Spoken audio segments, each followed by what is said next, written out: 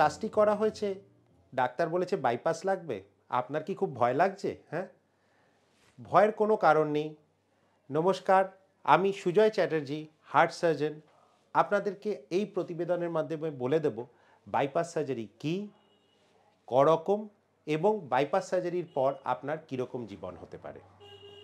দেখুন, আপনাদের কাছে অ্যাঞ্জিওগ্রাফি যখন করা হয় তখনই আমরা অ্যাঞ্জিওগ্রাফিতে কি দেখি না, হার্টের যে রক্ত শিরা বা হার্টের ধমনীগুলোতে আমাদের চোখের সামনে ফুটে আসে। আপনারা নিশ্চয়ই অ্যাঞ্জিওগ্রাফি করার সময় কার্ডিওলজিস্ট বা ওনাদের চেম্বারে গিয়ে দেখেছেন যে কালো কালো ধমনীগুলো ফুটে আসছে এবং সেখানে কতগুলো ব্লক রয়েছে। এখানে একটা দ্বন্দ্ব থাকে লোকের মনে, কি স্টেন্ট দিয়ে ট্রিটমেন্ট হবে না বাইপাস লাগবে, কোনটা করলে বেটার হয়। তো আমরা যেটা দেখতে পাই হার্টের, আপনারা জানেন হয়তো যে হার্টের তিনটে প্রধান ধমনী থাকে, মেন দুটো, রাইট সাইডের জন্য একটা, লেফট সাইডের জন্য একটা। আর লেফট সাইডের ধমনীটা বেরিয়েই দুটো ভাগ হয়ে যায়, একটা লেফট অ্যান্টেরিয়র ডিসেন্ডিং, একটা লেফট সার্কামফ্লেক্স, এবং সেটার শাখা প্রশাখা গিয়ে হার্টের প্রত্যেকটা মাসেলকে বা প্রত্যেকটা কোষকে রক্ত সাপ্লাই করে। এবার হার্ট কোলেস্ট্রল বিভিন্ন কারণ, যেমন 1 নম্বর হচ্ছে uncontrolled blood sugar, uncontrolled blood pressure, রক্তে কোলেস্ট্রলের মাত্রা অনেক বেশি, ওবিসিটি বা শরীরে চর্বির মাত্রা অনেক বেশি, stress a very important factor in present days, Covid, post কোভিডেও কিন্তু আমরা এরকম নানান রকম ব্লকেজ, হার্টের ধমনীর ব্লকেজ পাচ্ছি। তো এই সব কারণে কি হয় যে হার্টের ইনার লাইনিং বা ধমনীর মধ্যের দিকটায় আস্তে আস্তে কোলেস্ট্রল জমা হতে থাকে, এবং কোলেস্ট্রল জমা হতে হতে ধমনীর যে ইন্টারনাল ডায়ামিটারটা আছে ওইটা আস্তে আস্তে সরু হতে থাকে, রক্ত চলাচলটা কমতে থাকে। এটাই হার্টের ধমনীর ব্লকেজ, যেগুলো আমরা অ্যাঞ্জিওগ্রাফির মাধ্যমে দেখতে পাই। এবার যখনই একটা আমরা মেডিকেলি যখন অ্যাঞ্জিওগ্রাফিটা ইন্টারপ্রেট করি তখন আমরা দেখি তিনটে প্রধান জিনিস। 1 নম্বর হচ্ছে কোথায় ব্লকেজ আছে, ব্লকেজটা কি ধমনীর উৎসে আছে না তার একটা সাইড ব্রাঞ্চে আছে, কটা ব্লকেজ আছে, একটা, দুটো না তিনটের অধিক, বা কতটা ব্লকেজ আছে, এক পয়েন্ট ব্লকেজ না একটা লং সেগমেন্ট ব্লকেজ। এবং depending on all this three factors plus আমরা পেশেন্টকেও অ্যাসেস করি, কেননা আমরা যে এত বড় একটা ডিসিশন নেব সেখানে যদি হার্ট ব্লকের সাথে তার কিডনির রোগ থাকে, লিভারের রোগ থাকে, তাহলে কিন্তু তার প্রসিজিওরগুলো হাই রিস্ক হতে পারে। So depending on the angiographic findings and patient assessment, আমাদের হার্ট টিম যাতে কার্ডিওলজিস্ট থাকে, কার্ডিয়াক সার্জন থাকে, ডিসাইড করা হয় তার অ্যাঞ্জিওপ্লাস্টি করা হবে না বাইপাস করা হবে। So when the number of blockages are more, when the blockage একটা ধমনীর উৎসে আছে, যেমন লেফট মেন যে বাদিকের ধমনীটার মুখের মধ্যে ব্লকেজ আছে, বা একটা লং সেগমেন্ট ব্লকেজ আছে, বা ব্লকেজটা কমপ্লিটলি একটা ধমনীকে অবস্ট্রাক্ট করে দিয়েছে, এই রকম সিভিয়ার ক্ষেত্রে আমরা বাইপাস সার্জারিটাকে প্রেফার করা হয়। তাও আমি বলে দিচ্ছি এটা কিন্তু একটা টিম ডিসিশন, যেটা দুজন মিলে কার্ডিয়াক সার্জন কার্ডিওলজিস্ট মিলে ডিসাইড করে। So when the bottom line is when the blockages are very severe তখন বাইপাস সার্জারি করে ট্রিটমেন্ট করা হয়, and when the blockages are less severe তখন, বা patient is very high risk for bypass surgery, তখন আমরা অ্যাঞ্জিওপ্লাস্টির মাধ্যমে ট্রিটমেন্ট করি। তো অ্যাঞ্জিওপ্লাস্টিটা কি?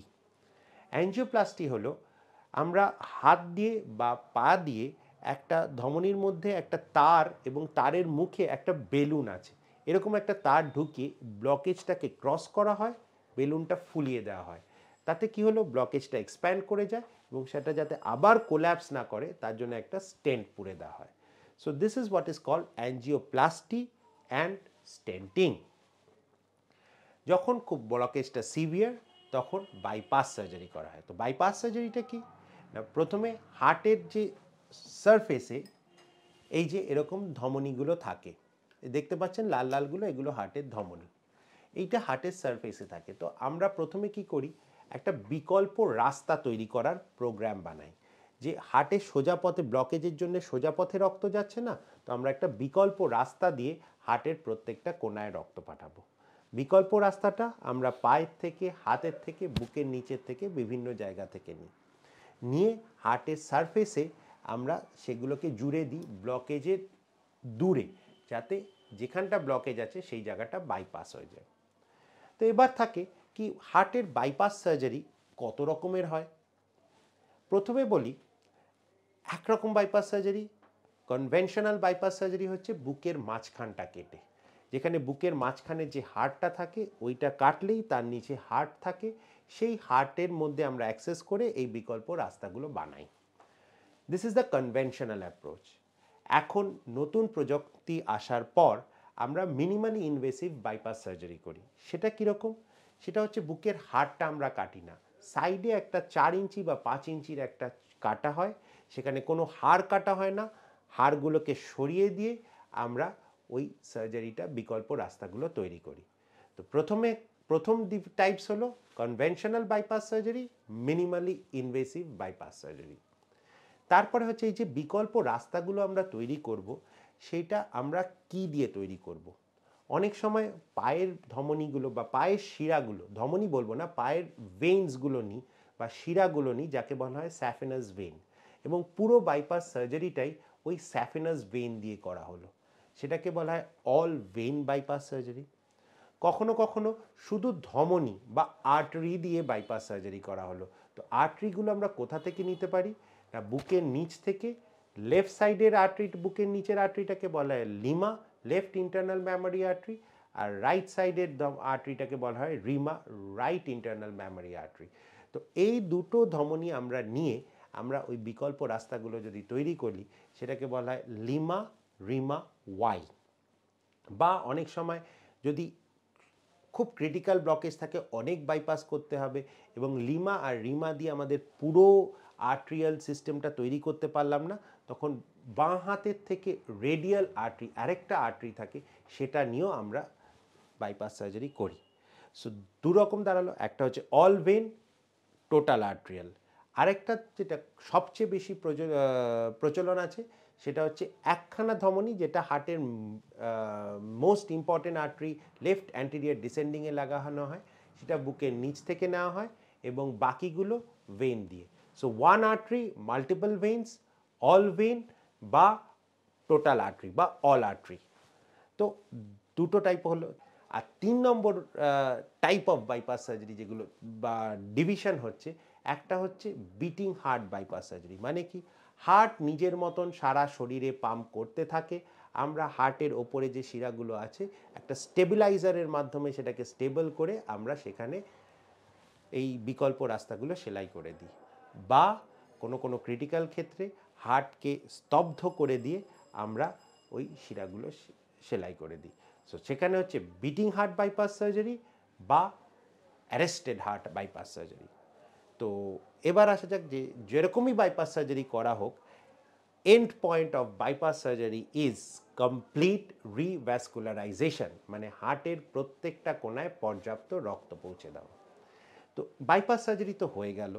বাইপাস সার্জারির পর 4 থেকে 5 দিন হাসপাতাল, তারপর আপনাকে ছুটি করে দেওয়া হবে। যেটা কনভেনশনাল অ্যাপ্রোচ, বুকের মাঝখানটা যেখানে কেটে অপারেশন করা হয়, সেখানে আমরা বলি যে 1 থেকে 1.5 মাস, কখনো 2 মাস একটু ভারী জিনিস না তোলা, এমন কোনো মুভমেন্ট না করা যাতে ঝাঁকুনি লাগতে পারে। This is not for your heart but for your বোন বা হাড়। এই যে হাড়টা কেটে আমরা অপারেশন করলাম, যে কোনো আপনাদের ধরুন পা ভেঙে গেছে, কারো হাত ভেঙে গেছে, অর্থোপেডিক সার্জনরা কি বলে যে প্লাস্টার করে আমাদেরকে 6 সপ্তাহ থেকে 2 মাস স্টেবল রাখতে হবে। সেরকমই আমরা অপারেশনের করার জন্য বুকের হাড়টা কাটি, সেই হাড়টাকে জোড়ার জন্য আমাকে ওইটুকু সময় দিতে হবে। এই সময় আপনাকে কিন্তু নিজের কাজ করতে পারবেন, সমতল ভূমিতে চলাফেরা সব কিছু করতে পারবেন, শুধু ভারী জিনিস তোলা থেকে বিরত থাকতে হবে, এবং এমন কোনো কাজ করবেন না যাতে বুকে ঝাঁকুনি লাগে, এবং তারপরে হাড়টা জুড়ে গেলে আপনি কিন্তু একদম নর্মাল জীবনযাপন করতে পারবেন। মিনিমালি ইনভেসিভ ক্ষেত্রে, যেখানে হাড় কাটা হয় না, back to work in less than 15 to 20 days। আমরা টোটাল আর্টেরিয়াল রিভ্যাসকুলারাইজেশন কখন করি? টোটাল আর্টেরিয়াল রিভ্যাসকুলারাইজেশন করি যখন কম বয়সে বাইপাস সার্জারি করতে হবে, কেননা টোটাল আর্টেরিয়াল করলে সেটা প্রায় 30 থেকে 35 বছর পর্যন্ত টিকে থাকে। আর ভেন আর্টারি করলেও 20 থেকে অ্যারাউন্ড 15 to 20 ইয়ার্স থাকে।